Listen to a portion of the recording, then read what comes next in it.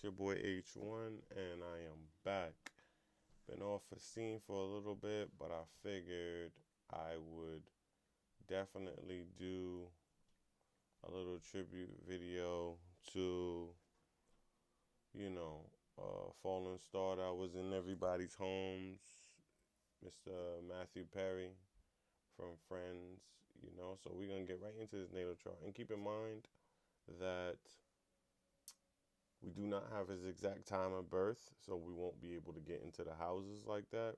But we're definitely going to dive into it to see how certain energies played out and how knowing your natal chart and reflecting through celebrities kind of gives you a different take on how astrology kind of works. Whether you believe in it or not, you can kind of see some of the powers that come along with it. So, without any more excuses or interruptions, let's get right into this thing real quick. So, keep in mind, this is going to be a little brief reading, right? If you do want to get your natal chart done, you could definitely reach out to me on Instagram or email me or just send a like or comment in this video and we take it from there. So, let's go.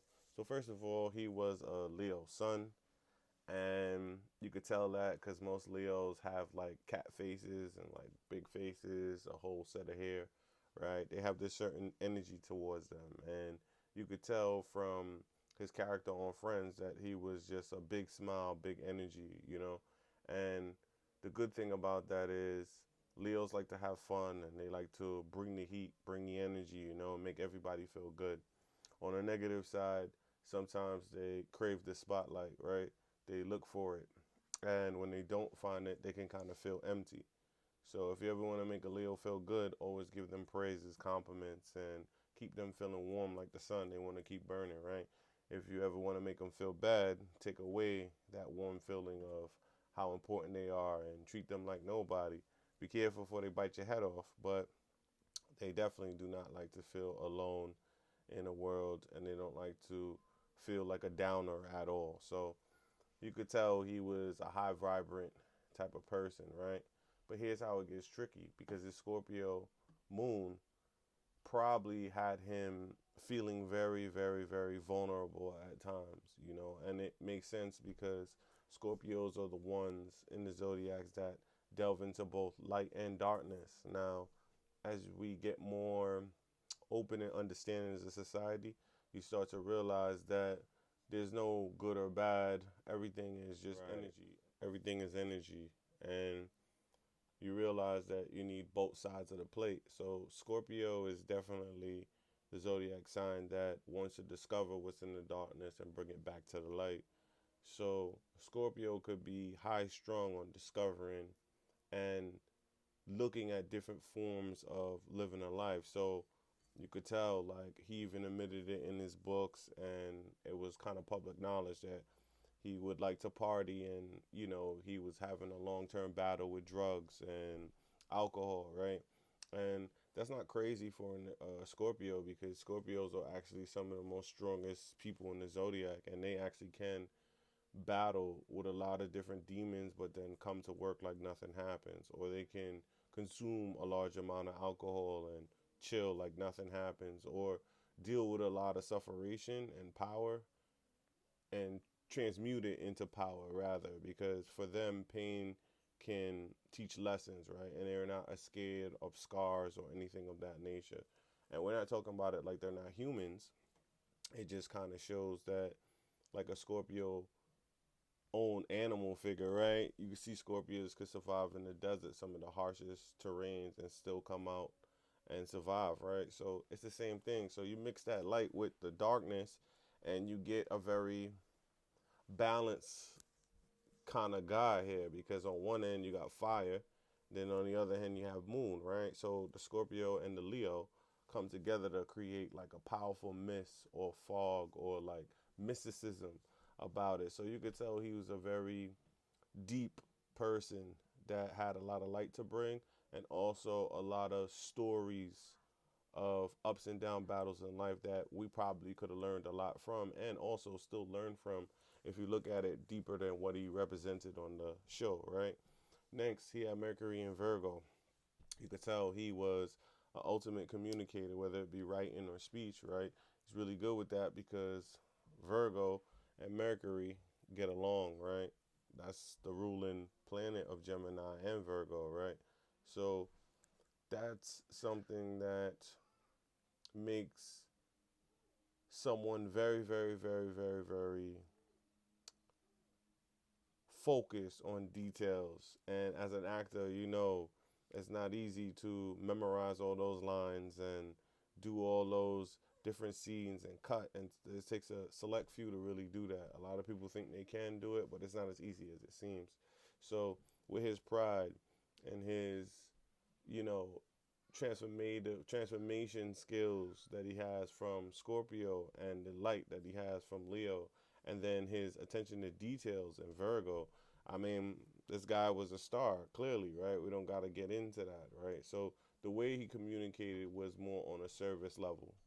So sometimes people come on this planet to serve, and that's what the Virgo is all about. Whether in action or whether in the things that they do or the lives that they live, it all teaches a lesson for the greater of humanity, right? And all service doesn't necessarily mean donating clothes or um, serving someone like food. No, his service could have just been the light that he was bringing into your life every episode watching Friends, or the energy his character gave, right? And that's his version of service. And then you look into his Venus, which is Cancer, you could tell that he gave a lot of warm love to the people closest to him. The people who really, really got to know him got a very, very deep ocean of love, right? Because Cancer is ruled by the moon and it's a motherly figure, right? So even though he's masculine, the way he loved was from a motherly perspective, right? And he definitely wanted to feel love back because that's what Cancers want. They want their circle to love them and show them the love that they show too. However, the thing about Venus in Cancer is he could have been going through a lot of hurt as well because Cancer's emotions can be hurt from like the slightest thing. And what I mean by that is it doesn't mean that they don't have thick skin. No. But it could be the blue moon event or word that can hurt a Cancer deeper than you think, right? So you could curse them out, fight with them all day, and they tough as nails. But maybe you say something about their dog or their favorite color or the way they speak, and all of a sudden, like, that's their Achilles heel. So he was a very passionate and emotional being because, as you see so far, that's two water signs, right?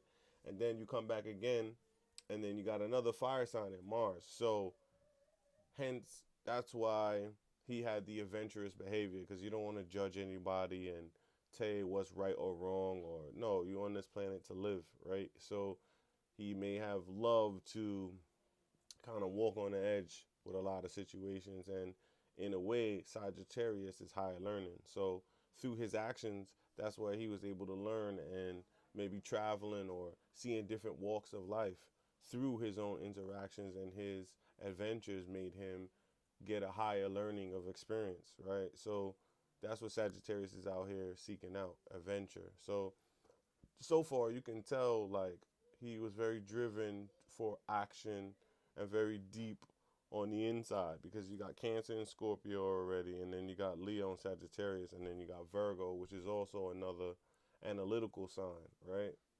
Then his luck is in Jupiter with Libra, excuse me. He had Jupiter and Libra. And what you see from that is a person that loves the finer things and making everybody else around him feel the finer things. So I think it's kind of ironic he would end up on a show called Friends, right? Because that's what Libra is all about: harmony, diplomacy, and partnership, right? So his luck came through partnership, harmony, and fellowship in a sense, right? And once you follow your Jupiter and do what it tells you to do, which is follow the sign that you're leading in, you get all your gifts and riches, right? Or just luck in the sense of not necessarily lotto tickets, but your life will be a lot better. So you can see it as the irony that he did listen to his Jupiter and brought harmony into people's lives through a television show and was able to reap some of the benefits from it. as well as a known fact about most Libras is I think Libras and Aries, I think it is, but I know Libra for a fact, definitely are one of the prone zodiac signs to alcoholism. So it wouldn't be too far fetched that he admitted that, because that's the one thing about Libra as well. They come with a harmony and an honesty. So even though they may be at the lowest, they still walk with a certain regal amount of approach to telling the truth. So it wouldn't be no surprise that him having Jupiter in Libra, he liked the finer things and was also off balance at times with dealing with some of the vices that we have in this world, right? Because Libras tend to get off balance sometimes, so luck could go either way for them if they're off the ball. Then he has Saturn in Taurus, which is all about the lessons that he has to deal with the emotional part of himself. And I think sometimes finding a true comfort, because that's what Taurus also represents, is one of the hardest things for anyone to find in this life, right? So the fact that his Saturn was in Taurus, he probably struggled with a lot of different things, emotionally, to make himself feel comfortable, right? Because sometimes you have all the things in the world and you're still not happy, or sometimes you have nothing and then you're really happy. So you could tell that Saturn is the lesson giver and the teacher. So to have Taurus, if you do have Saturn and Taurus yourself, always remember that your lesson is to make yourself feel comfortable, as a hint. So he was probably always striving to make himself feel comfortable.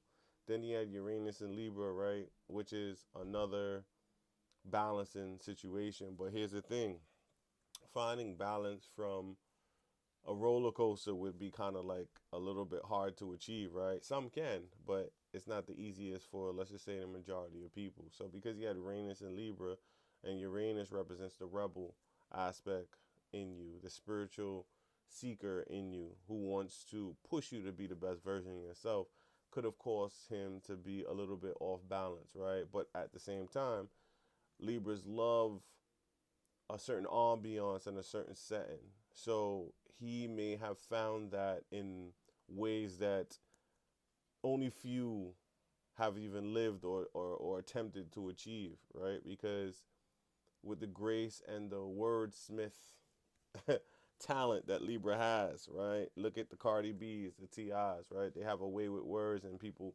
kind of engage them with the way they bring a certain joy. So his adventurous nature would have brought a lot of joy in different aspects of life that some may not know, and then some may be publicly known, right? So he was always seeking out a certain harmony through adventure in a way. He had Neptune in Scorpio, which is really, really deep. He may have been very, very, very secretly spiritual and definitely looked at life from a more, what's the best way to put it, forever unwilling or unwinding or revealing journey, right? He definitely was out there searching for dark truths, and sometimes that can make a person off balance, because not everything that isn't seen is easy for you to explain, right? So he probably had a lot of different messages of clairvoyance of where his life was going or where he wanted to go, and touched a lot of different people within even himself, which could have caused a little bit of confusion in anyone who has Scorpio and Neptune, because the heights of where you're willing to go, just as the ocean is deep as hell, and Scorpio being such a deep, intense sign, it's hard to always explain the journey on, but deep inside where you're going with this thing, right? Pluto and Virgo, his transformations come from being not only critical with himself, but also critical in the advice that he gave to other people. And that may have been hard because Pluto's a transformation planet, that someone being so analytical and so critical, being under the spotlight. So little do you know, sometimes you have gifts to make you a star or a celebrity, but it can also bring a lot of discomfort towards that, towards your life in that sense. So maybe in a sense he was very reserved and had a lot of critical aspects that he presented to himself or to his inner circle, that maybe this sometimes you want to transform from that. So maybe that's why You really didn't see him in much more after Friends, and I don't think it was like a washed up situation. No, because you're looking at his chart, he had a lot of placements in certain signs and planets that he could have easily did anything he wanted to. So I think that was a very difficult weight to carry at times. His North Node is also in Pisces in retrograde, so he was kind of here to be a spiritual being, 100%. And because it was in retrograde, it must have been an uphill battle. And I'll use a comment that I heard him make before. Where I think he said he spent like almost $30 million to keep himself clean, right? And he was such honest person. Like if you know any Pisces males, they get to a point in their life, whether they learn it from young or they get it midlife or older life, they are not shy with their tongue. And people mistake them as fishes, but they're really the sharks out here. Like you got to be careful what fish you're running into, because they are some sharks or piranhas when they're ready. And I think his truth, speaking so openly, I think he said one time, when I'm skinny, I'm on pills, and when I'm overweight, I'm on the alcohol. So they almost have like a spiritual truth to them, right? And they are saying it not to offend, but they know how to express their emotions when the time is right. So because he came here to be a North Node, I think he was always trying to find a balance between what spiritually felt right and what he physically was sitting in, right? But being in a retrograde is always challenging, because that's what the retrograde really is. It's like a constant test until you figure it out. Then he had Chiron in Aries once again in retrograde, which is the pain, the healer of the pain, and the lessons that you need to learn to kind of be the best version of yourself. And that's hard for Aries, especially being retrograde, because that's the path of the warrior, right? And it's kind of hard for people to understand the journey that you're ready to embark on, just like in any movie with the hero, or any hero in like Marvel or something. Aries energies and people like that, you could think of a character like Wolverine, right? Who's always down to help everybody, but always has to go on a solo journey, right? Because people can't understand it, and he can be mistaken for sometimes being angry or arrogant. But the truth is, they have a warrior spirit, and it's not something that can be tamed. So the fact that he had that in Chiron in retrograde, he was always probably trying to be his authentic self, but always getting a battle, whether obstacles in his way or within himself. And then his ascendant is once again in Leo, so people saw a star. You know what I mean? He was a big star, and I think with so much fire in his chart, Leo, Scorpio, no, excuse me, he has Leo, Sagittarius, um, Aries, and Leo, and then Aries again coming up in his midheaven. This guy had a lot of gold in him, right? He had a lot of gold in him, and obviously it propelled him to being one of the biggest stars in America, right? And being on one of the, some would say, one of the greatest shows of all time, right? So that's my little breakdown on the late great Matthew Perry, and a big time star from Friends, came all the way from Williamstown, Massachusetts, to become one of the biggest stars that graced the camera scene, right? In this era, and maybe moving forward, right? So I just want to once again say, this is just a general reading, and it is all in the name of trying to show the power of the ancient sciences like astrology, and just really, really, really sitting down and showing how, if you too have some of these similar energies in you, it's good for you to get to know yourself and see where you too could go, because we are all stars in our own right. So once again, condolences to his family, and thank you for everyone to tuning in and listening. And it's your boy H1. Stay tuned to more work. Peace.